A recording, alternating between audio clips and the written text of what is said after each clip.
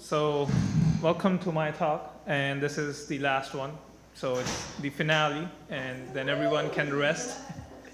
My talk is on SMS alerts for GitHub Actions because I have a lot of projects, as you might also have on GitHub, and I use GitHub Actions for most of the builds and CI/CD part of the DevOps space because it's free up to certain hours, and I never run out of that free tier. So yeah, I use GitHub Actions for CI/CD. The only thing it's missing is text alerts or SMS alerts or even phone calls. I don't know how we would do that. I've only configured SMS alerts, just like any of the enterprise tooling available like OpsGenie or PagerDuty. So you might be wondering who I am. So I am Rishab Kumar. I am a developer evangelist at Twilio, and I have recently started teaching cloud as a part-time professor at a local college in Canada. And I'm also an AWS community builder, which means you'll see me talking about the AWS cloud often. And that's about me. And I'll have this slide again so you can connect with me later. But moving on, these are the tools we will be using today. So GitHub Actions, you write YAML files, and that's why we need to have YAML here. And then GitHub Actions itself, Twilio and VS Code, which is my go-to code editor. Okay, so I wanted to make this short because this is the last talk. You have to sign up for a Twilio account, and you can do that here. You get, I think, $10 or $15 worth of credits. You need to get a number, and you have to also create an API key. I'll just show the slides on how to do that rather than me going into the console. So this is how it would look like once you sign up. You can look up the phone numbers that you want in any of the local areas that you are in. So in my case, Ontario works best for me. And then after signing up for the number, this is the important part. So you have your account SID, and that's why I have blanked it out. And that's how we will communicate with Twilio's API. And we also need a secret key, which you can get by going into the account settings. And if you go under keys and credentials, you can generate a new key. So you can see I have a GitHub Actions key that's available to use for today's demo. Okay, so now it's the VS Code part where we will update our, the YAML file. So let me zoom in. Okay, so I've done a bit of a hack here too. And I won't be writing the YAML out. I'll just do a Command Z because the YAML was already present. And I'll just go over the chunks of the code and tell you what it does. OK, so this is the workflow file. It can sit under .github directory in workflows. And you can name it whatever you want. In my case, it's test.yaml, since we'll be testing the CI/CD setup. So you have an on property in this YAML file, which tells when to trigger this GitHub workflow. So for me, right now, it only triggers when there is a new push or when there is a new pull request on my GitHub repository. So the next chunk is I needed a trigger where I can do this manually. So I just added workflow dispatch. So this is the flag that you need to use if you want the ability to trigger the GitHub Actions manually using a button. Okay, moving on. Jobs is how you define. So a workflow run is made up of one or more jobs, and you can run them sequentially or in parallel. So we'll see how we can configure jobs going further. So in my case, since this is a demo, we'll only have one single job that is the build job, which will help us build our app.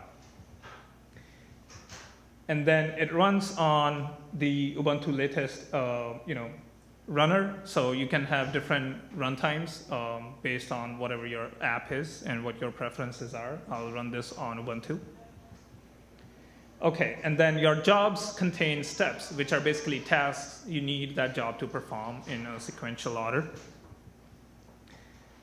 And in my case, it uses the latest GitHub Actions. And that's just the basic property that comes with GitHub Actions. You can use the latest or a specific version of GitHub Actions. So right now, I have my first step, which is to run a one-line script. So up.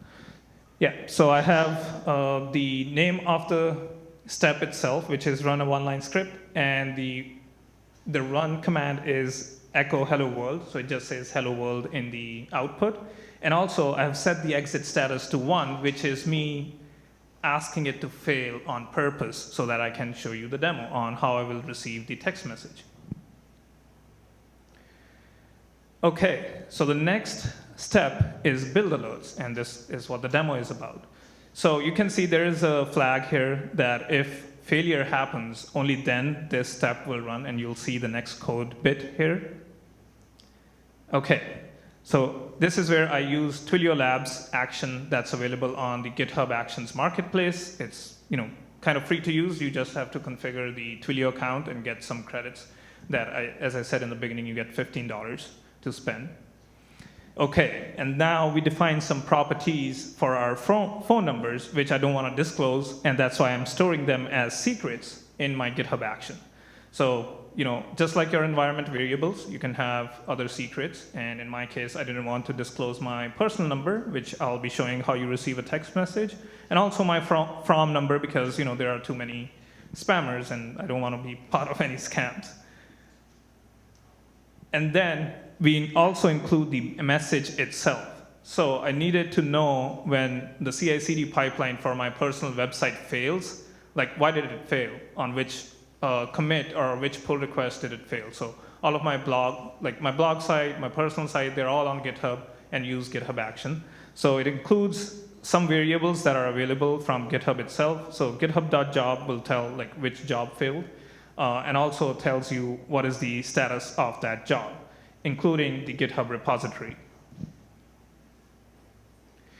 And then talking about secrets, we also have some other secrets like environment variables. So this is where your account SID, or the SID, comes into play, and also the API key and the secret that we created in the earlier slides comes in handy. So that is the entire YAML file that I'll show you real quick here. If I can go back to my browser window. Okay, so coming to GitHub, let me zoom in. As you can see, there is a tab called Actions, and this is where all the CI/CD magic happens with the help of GitHub Actions. And you can see I already have a test CI/CD step, which we just created using YAML. So I have a manual button that can allow me to trigger this workflow. So I'll run that right now. And now we just have to wait for the GitHub action to run and fail because we set the exit status code to 1 on purpose. Oops. Okay, so you can see the process completed with an exit code 1, which means it failed. And if I check my cell phone, I should have received a text message saying, there we go. So you cannot see it because it's too small, but I'll show you the screenshot. But I have got a text from my Twilio number saying build job of Rishab Kumar 7 / whatever the repo is has failed, and the reason why it failed on the commit message. So that was the demo, and going back to the slides itself, this is how it looks like in action. So I get a text saying, the build job has failed, and we receive SMS alerts, just like PagerDuty or OpsGenie or any of the other enterprise tools that you might be using, with probably some cents that cost for the Twilio stuff that I have configured. So yeah, we have a SMS alert with Twilio for GitHub Actions working, and I wanted to achieve that for any of my personal projects so that I'm aware that if there is an open source contributor who created a pull request and the code was merged, and if the deployment failed, I needed to get a text message and not just the email that GitHub offers. And that was the talk, so you can connect with me on Twitter, GitHub, Instagram, LinkedIn. That's the QR code that you can scan. And I have also written a blog post in regards to this whole demo, so you can go home and have it on your own personal projects, and that's available on that URL. So I'll open it up for any questions, but I know since this is the last talk, and if anybody wants to, run for the ending ceremony, which I think is in a few minutes. But yeah, that was my talk.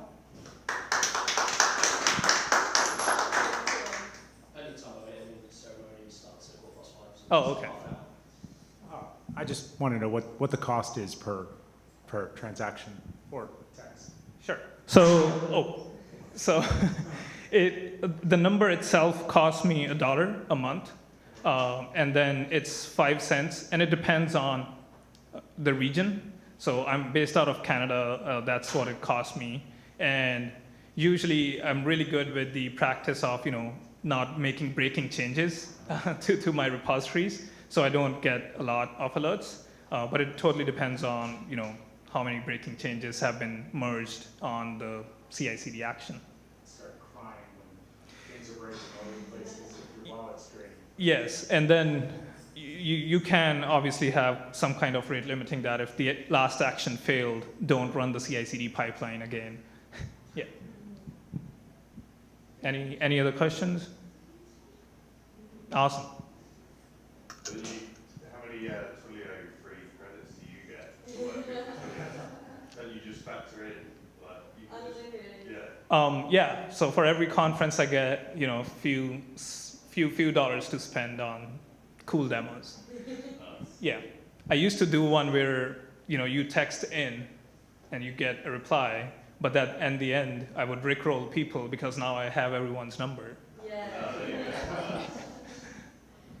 just on Twilio, like, obviously that's awesome where you can integrate Twilio, but what other applications have you demonstrated where Twilio has been used like that? I see. So I think, especially with Verify, so you're familiar with, so I do bunch of open source stuff for cloud and DevOps, and we were trying to integrate our two-factor library that's available from Twilio to log in and stuff into the portals that we have created for either any of the websites that I'm building. Yeah, so it really helps there because it's pretty easy. Otherwise, I'm not a security expert, so I don't even know how to start with authentication. But two-factor is pretty much yes, you have to. Yeah. Cool. Yeah. Awesome. So if we don't have any more questions, I'll let you go, and I would love to have some mimosas too. Yeah.